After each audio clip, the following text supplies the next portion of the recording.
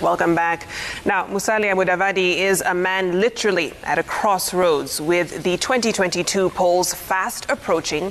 Will he go it alone or will he pick a side in the Raila-Ruto duel? Well, he sat down exclusively with Wahiga Mwaura to discuss a wide range of issues.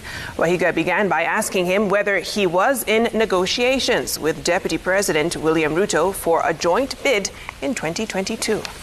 I'll tell you this conversation has been in the air for almost 2 years. The people who have always thought that if I express my opinion, I'm not expressing my opinion, I'm expressing an opinion because of somebody else. I want to debunk that. I'm a very independent-minded person. And I want to state this. If and when I choose to work with anybody, it will be because I personally have evaluated, consulted within my party, and made that decision. At this point in time, the mandate that I've been given by the ANC Party is to vie for the presidency. That is the mandate I've been given through the Amani National Council.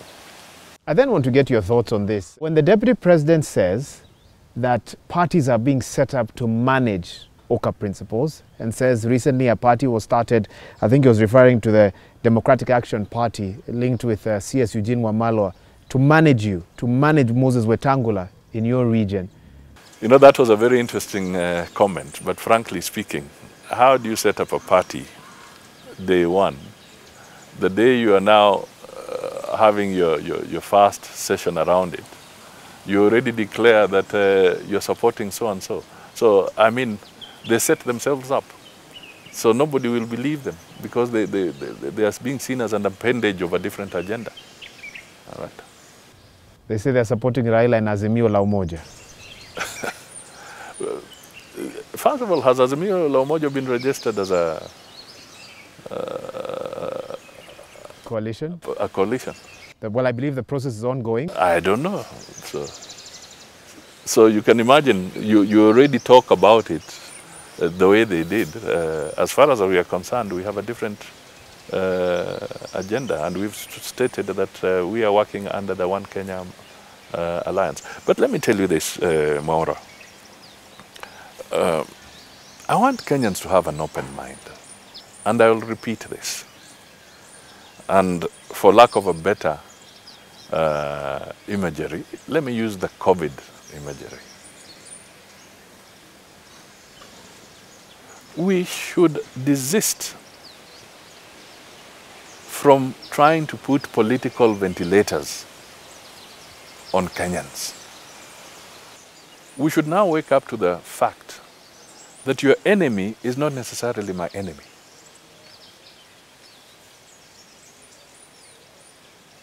Your supporter is not necessarily my supporter. We need to wake up to this reality.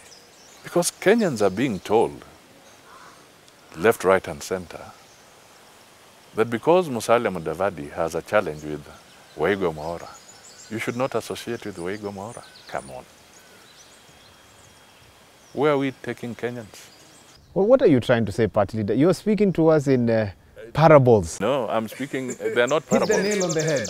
I'm trying to tell you that there's a freedom of association.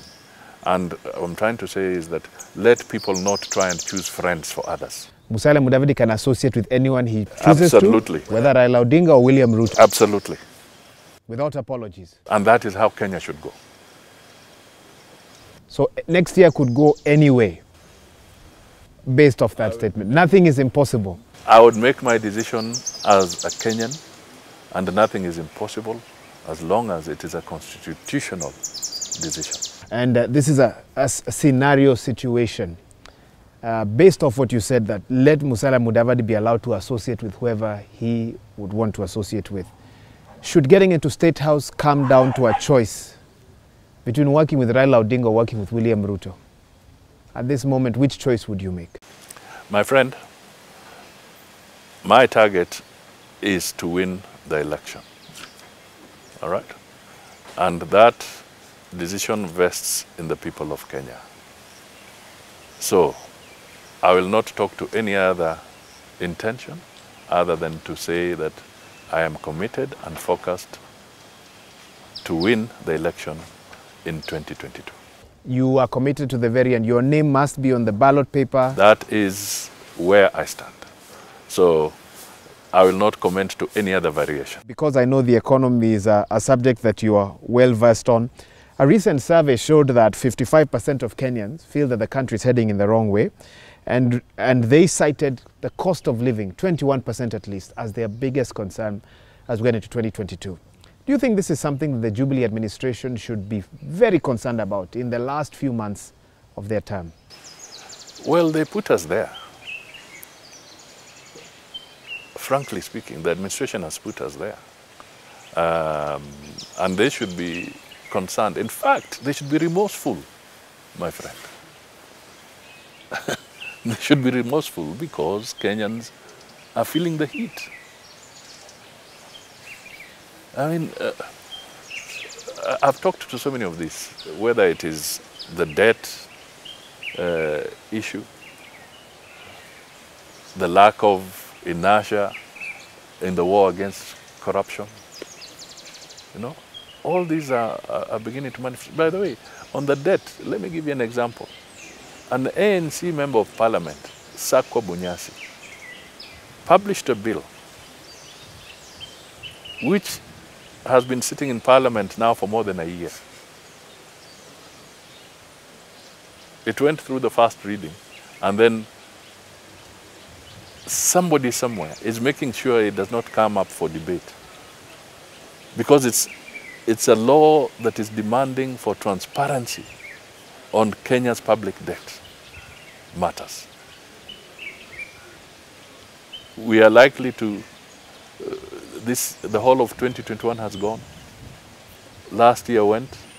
We are likely to see maybe it being again overtaken by other laws as we enter into 2022. Clearly somebody somewhere would like us to get to the next election before questions are asked around matters of the public debt. On the back of that, and you've alluded to this a little bit, it was recently revealed that the Auditor General's report has shown that the Kenya Ports Authority was listed as a principal security in the SGR deal together with the Kenya Railways in that deal with China. Should this emerge to be true, what must or what can the next head of state do? If the government of Kenya has entered into a debt, unless the creditor decides through mutual conversation to write it off or to waive interest payments, we are obligated to pay that debt. Okay? The next president will be walking a tightrope. He'll have to do a lot of negotiations with a broad range of creditors so that Kenyans can have reprieve and the process can start of recovery.